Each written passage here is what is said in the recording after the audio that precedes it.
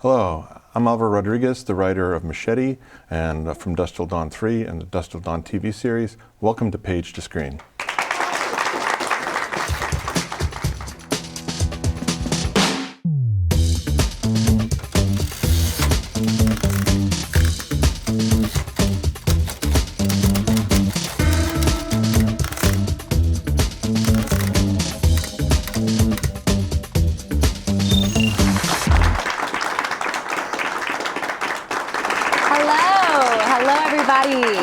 My name is MK Kopp, and welcome to Page to Screen, where we explore the art and craft of screenwriting and independent filmmaking.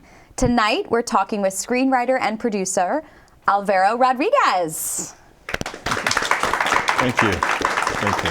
Thank you so much for being here. My pleasure. So tell us a little bit about growing up in Texas and what first drew you to storytelling. Yeah, so I grew up on the Texas-Mexico border, and I think when you grow up on any border, you feel like you got one foot in one world and one foot in the other, and kind of belong to neither in a weird way.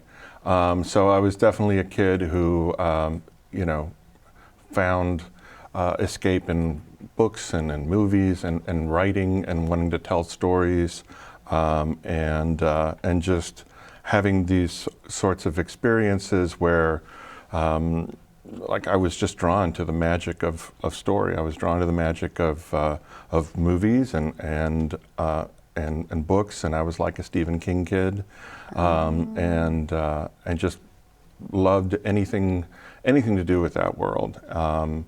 And so, like I said, growing up on the border, it was definitely an experience of family being important, of seeing a lot of different sort of hardships that people went through, and but also, I guess, a kind of a feeling of hope and resilience. I think that really stuck with me all my entire life, and recognizing that we're all here because of the sacrifices of our ancestors, of our parents and grandparents, and all the way back. So it felt like a very special kind of childhood. Wow, that's beautiful. Thank you. Do you remember the first movie you saw where you were like, I want to be a part of that? Yes, I definitely do. We were talking a little bit earlier about Clint Eastwood. So when I was a kid, I went to see a movie where he plays a character named Philo T. Beddoe, who's a bare-knuckled boxer. Cool. It's called Every Which Way But Loose. Okay. And it's kind of a overlong comedy, but a lot of fun with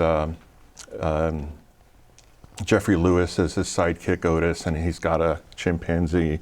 and after coming out of that movie, I still felt like I was in the movie. I wanted to be like a bare-knuckled boxer, and it was just like, I remember thinking like, wow, it would be great to be able to make other people have this feeling that I have right now, which was like, living that other life, and seeing something that was kind of alien to you, but also had humor and also had, kind of adult themes and all of these kinds of things that I was maybe a little too young for, but definitely just like was energized by that experience. That's and so like, cool. I want to do that sometime. It's empowering. It was empowering, very What's empowering. the first script you wrote? Do you remember that? I was writing from the time I was a little kid. I always say that, like, when other kids wanted Star Wars toys, I wanted a typewriter. And my parents got me a toy typewriter, one of those rinky-dink things from the 70s. And it was kind of a piece of garbage, but I was, sitting there and typing out little skits and little things, by the time I was in like the second grade. Cool. And doing little skits, in class and things like that. And so I think the first thing I remember writing on that was like a Saturday Night Live news kind of segment, kind of a thing. That's amazing. Yeah. Would love to get my hands on that script. that would be pretty amazing to read. What is your process like? Like, just so now kind of flash forward to you now. Yeah. You have an idea, or somebody pitches you an idea. Right. What is your process like from idea to fade out? Wow. I mean, every case is different, really. I mean, there's some things that start with a question, and there's some things that just start with even a word. You know, the fastest thing I ever wrote was a feature where I was just kind of like writing out some thoughts or whatever, and I just wrote the word tremble, and I was like, oh. I think there's something here. And I started writing a script called Tremble. And from the time I wrote the word Tremble to finishing a first draft was 9 days. Wow. And that's an experience I would love to replicate. Yeah, But it's not the easiest thing to do. No. But it was, you know, and that word Tremble opened up this idea, and I had like what I thought was like a big idea from that. And I thought like, okay, this could be good. What's my window into that story? You know, and so I found a window, and you know, I kind of just jumped out of it and wrote the thing, and then immediately after I finished that, I put it down, and I started writing some more things, and I wrote these words, the cold school. I was like, okay, I know what that is. I'm going to write that. And I wrote about 30 pages before I just kind of petered out of my energy. Yeah. But generally the process, I think, you know, I always say there's two types of writers.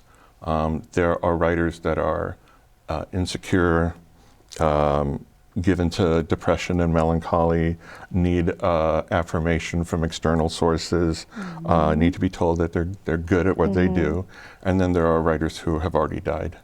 I was wondering where you're going with that, because I'm like, okay, I'm the first one, so. And so I'm definitely the first one too, you know. Sure we all when are. people say, what's your writing process? I cry a lot. Yeah. I get frustrated. I avoid, you know, putting my butt in the chair sometimes. Yeah.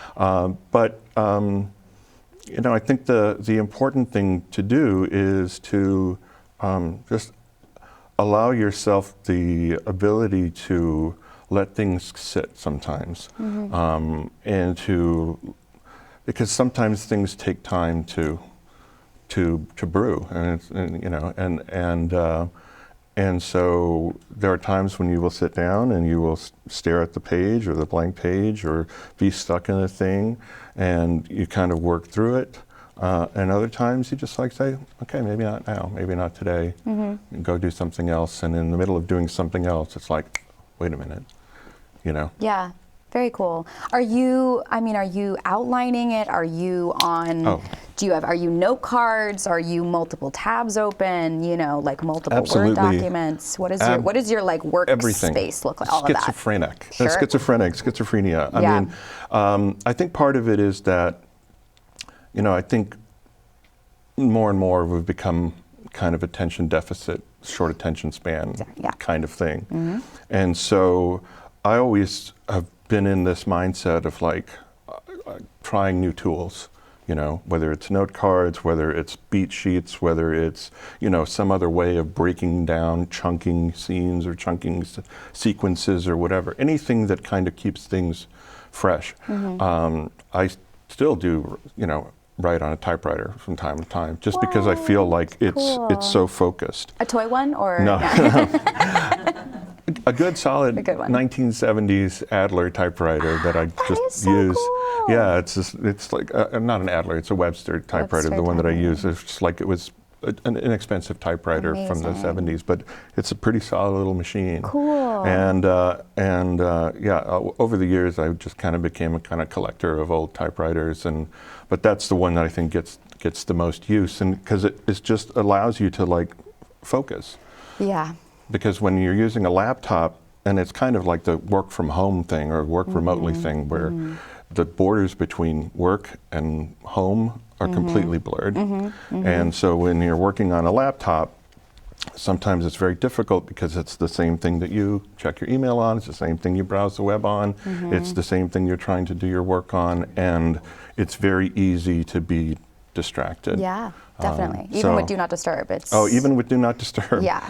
I sometimes turn that on and then like I'm getting a call. Like, how did the call come in? And it's like, Yeah, so writing longhand, Cool. carrying a notebook with me all the time, so that if a thought comes or an idea comes, or I just need to like journal a little bit, there's always some vessel there to Very cool. make it happen. That's awesome. Are you still, I mean, at this stage in your career, are you still, if you're stuck with something or, confronted with some sort of issue with just getting the words out, do you turn to any books or is there a podcast or anything? Or are you just kind of at this point in your career, kind of know what works for you? You know, I would say that it's an evolution, but it's also like it's a back and forth sometimes. It's like it's a roundabout kind of thing where you kind of go back to things and then you kind of step away from them and kind of come back to them. And so I know definitely in the past, like I had amassed a library of screenwriting books, and when I would get stuck, I would look over at the shelves and I know there's an answer in there somewhere, you know, and I think at some point I still have a lot of those books, but I don't necessarily like depend on them as much anymore. You know, it felt like that I guess in some ways it's a little bit of like turning inward to find the answers, because I feel like we're all, you know, whether we've ever set pen to paper or typed out anything, a story or anything like, we're all intuitively storytellers. Yeah. You know, if you were ever read to as a child, you're a storyteller, you know, and it's just the way our brains work. You know, I gave the example yesterday at the conference that you know, you happen to be walking past someone and you overhear a little line of someone telling someone else, like, I can't believe you let me do that. You know, I'm never going to trust you again. And you walk past that and you're like, wow, what happened just before that? Yeah. And what's happening now that I've walked away from that conversation? We're looking for beginnings, middles, and ends, and all the time. It's just the way our brains work.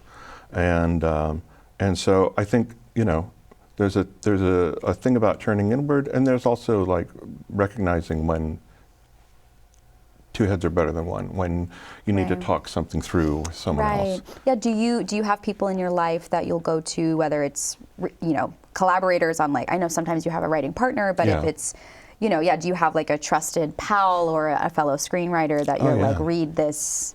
Yeah, or even garbage for me. There's definitely the read this garbage, but I think also some of the things that really kind of helped me are, you know, Marty Young yesterday in the panel that I saw her on talking about kind of the two sides of the brain, which she called Creative Carl and Logical Lucy. Love it. Which I thought was really great.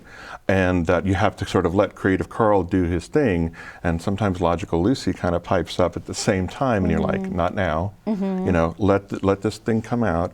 I get stuck in the Logical Lucy mode when I'm trying to be in the Creative Carl mode a lot. Yes. And I think that's a big thing to try to like overcome, because it's it can really slow you down, it can really derail you. And so having someone else to talk to kind of talk things through sometimes is super helpful. And I definitely feel like I'm really lucky to have people in my life that I can talk through things with. Yeah, and trust their opinion, their judgment, and trust that they'll give you the best that they can for you. That's great. You know, so it is always about engagement. It's always about, you know,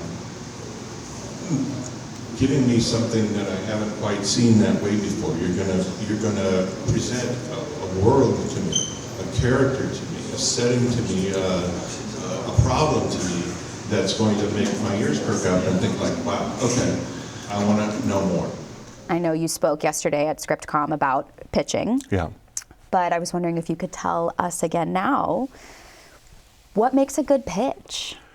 The good pitch gets your ideas across in a very evocative way. I think the thing I was mentioning yesterday was about it needs to have at least two goals, which is to evoke and to sell, right? It's kind of a sales document, but it's really kind of it's kind of an enticement. It's kind of like a seduction. You're trying to seduce the reader into thinking like, okay, I'm intrigued, right? Tell me more. And so, you know, the mechanics of the pitch can vary in a lot of different ways, but I think the way I've always looked at it is, you know, bring me into the story. Give me a character. Allow me to understand that. Show me a world. Show me what the central problem of this thing is. And if you can do that in a engaging way, where it's like, you know, you pique the curiosity. You've done something, because, you know, a lot of times you go and pitch in these things, and you might be the first pitch of the day, you might be the last pitch of the day, you might be the 15th pitch of the day, you know. And so it can be very easy to like get lulled as a someone who's listening to these pitches. Like, okay, here's another one, kind of a thing. And so whatever that you can do to kind of mold that, the uniqueness and the ability of like why this is your story, you know, I think is also really essential. Having an emotional connection to the story you're telling. Yeah, because I feel like, you know, when I'm talking to my fellow screenwriters, and we're surrounded by wonderful screenwriters here today, you know, people are saying, well, I have my logline and my synopsis, like that should be it, right? Like I just got to tell the story, but it seems like the emotional connection is a crucial part of it. Absolutely, Yeah. and I think that, you know, logline and synopsis are great, but a pitch is a different beast. It really is, and I do think it is something like a seduction, you know, and evoking something. We had some great pitches yesterday at the conference, you know, that I think were, they all had some unique quality to them. There was nothing that felt kind of like stale, you know, and to me it was just about like, okay, you've got a good seed here. What's the best way to like reveal that, and recognize that there's a flow to this thing. It's really like, you know, you're inviting someone to dance with you. Definitely, and you could be dancing with them for 6 months, 6 years, yeah. working on that project. Absolutely, so, absolutely. Yeah. Very cool. Do you have any horror stories from pitching, of like in your own life, or something you've heard a friend? I guess I haven't had like horror stories. I've definitely had disappointments. Sure. You know, yeah. and like almost theirs. Sure. You know, sure, where sure, you sure. like, I think we might have a show here. I think we might get something off the ground. Yeah. But I think the ones that feel like the most, I don't know if I would say disappointing, but definitely have those pitches, especially now and over the last few years with like Zoom pitching, you know. Oh my gosh. Where you what feel is that like? I mean, it has its perks. Yeah. In that, you know, if you're uncomfortable or whatever, you know, you're showing visuals on your screen while you're pitching and all that other kind of stuff. But I think there can also be a tendency to kind of zone out. And I've seen those things where it's like, you know, you're pitching the thing, you're looking directly in the Zoom camera, and at the same time you're seeing those faces and they're just kind of like not really paying attention. Yeah, yeah. And even in those things, I say, like, I don't know if I would say disappointing, because every time you do that, you get a little bit better. Every time you do it, you learn a little something, and you might notice that, especially if it doesn't seem like they're paying attention, and all of a sudden someone like looks up or smiles or something, like, okay, that works. Yes. Right? Yeah. Oh, I bet that, and then that just feeds you, I'm That sure, feeds you, to just yeah. keep moving. Yeah. Yeah. It's hard with Zoom meetings and all these things. I mean, it's the same what we're saying. There's just distractions, endless distractions, you know. There's distractions. Yeah. So let's say somebody here in this room gets a meeting, a pitch meeting, whether on Zoom or in person. Hopefully in person, it seems. It seems like Zoom's harder to connect in that way. What would be your biggest piece of advice to like walk into that room or log into that room? I think I would say it's like, own your story. Own your story. And come at that pitch from an informed space. Because I think the reality is, and it goes back to the sort of emotional connection or being genuine about things, people can smell BS a mile away. You know, if someone comes and like tries to tell you a story or is trying to get something from you, and you can like, you have that there's like a not even an aura, but like a pressure that's coming right before them. You know, it's like it's pushing, and then you're like, or that they start talking and you realize that like they're not really invested in this, or they don't really know the story. Sure. You know, Yeah. So I think really owning your story and having a deep connection to it. And sometimes it's hard because, I mean, a lot of times, especially in this market, sometimes we might be pitching something that we think, well, this is sellable. It may not be the most personal story to me, but I think there's value to it, and you have to do those things too. But I think the more that you can actually, like I said, own your story and feel like a relationship to it, like an ownership of it, that it just helps. It helps that process. Yeah. Because you think someone is coming to it from a genuine space. Yeah, amazing. Switching again. Yes. Switch, because you're a man of many facets and avenues. I've been told you are on the board for the Austin Film Festival. I am. Which is highly regarded, so that's incredible. And I know that especially with screenwriting competitions in the Austin Film Festival, that is like a big win for people. Yeah. What's your opinion, and like, what do you think the value is of entering contests, screenwriting contests, in general? I mean, I think that there's value in it, definitely. And it also, just like anything else, there's like good contests and there's great contests, and then there's others that are maybe not so good. And, I think the ones that are generally well regarded are things like the Nickel and the Austin Film Festival, Sundance, things like that. But there are others too. But I think it's always good to, if you're an unrepresented writer, I don't like to use the word aspiring writer or even emerging writer, and it's like you're a writer. Yeah. But you're trying to, get noticed. Sometimes these, winning Best Drama Screenplay at the Austin Film Festival, if nothing else, you go up and there's an awards banquet and you get to, have your mega heavy, bronze typewriter award. Yeah. And, but then it, gets written up in Deadline or so it gets attention. And then if you're unrepresented, I know the Austin Film Festival puts together a producer's book every year of all of the finalists and all the semifinalists. Wow. So if, any producer, manager, or whatever could I want to find out more about that, and then be able to get a copy of your script or contact information. And then you can also, find out about managers who might, be open to submissions. And when you're doing your query letter, I was a finalist for the Nickel. I won the Austin Film Festival screenplay competition in comedy, and wanted to know if you might be interested in taking a look at some of my things. Yeah, cool. So I think it can be valuable in that way, and I think it's also it's good to. And this is another Stephen King thing from his book on writing, which always kind of stuck with me. It's always have something in the mail, so that you're not just sitting around waiting for the phone to ring or whatever. It's something's in the mail, it's doing its thing. It's it's in that contest, it's submitted to that contest or whatever. Yeah. It's being sent for notes, and I can work on something else, you know.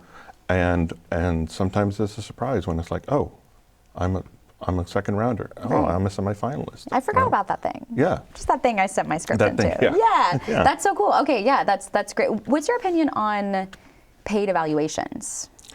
Getting feedback from reader, yeah. I mean, I think Script I think it can also be really good. I think it's also kind of everything in life, kind of doing your due diligence, and getting recommendations from people about that, because there are great ones and there are others that might be more predatory or whatever. Sure. Yeah. Just like in any business. Right.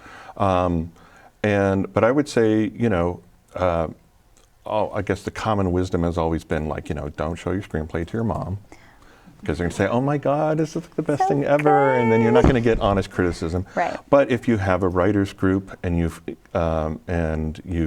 have someone that you trust, and you can get feedback from that person, and but you seek out some of those things, because they can be really helpful, because you're submitting it to someone who has experience in doing exactly this thing, right? And being able to give you some pointers, give you some advice, And I think the other element of that is that you also have to be receptive to that advice. It doesn't mean you have to take it, but you have to be open to it. And I think sometimes that can mean it's oh, this is all wrong. I need to like tear it all down and rebuild it. And that can be a difficult thing, but it can also be a really rewarding thing. Yeah. And a really freeing thing. Yes, yeah, definitely. We're gonna do our new smash cut segment where we do rapid fire questions. Okay. Okay, so I'm just gonna be slinging them at you, fast right. and furious, and take no prisoners, and we're just gonna get into it. Okay, Are you great. ready? I'm ready. Okay, here we go. I'm gonna sit up now. Okay, write in the morning or at night? Morning. Which comes first, plot or characters? Character. Write in a coffee shop or home office? Both. Favorite comfort movie? Flash Gordon, 1980. Favorite drink while writing?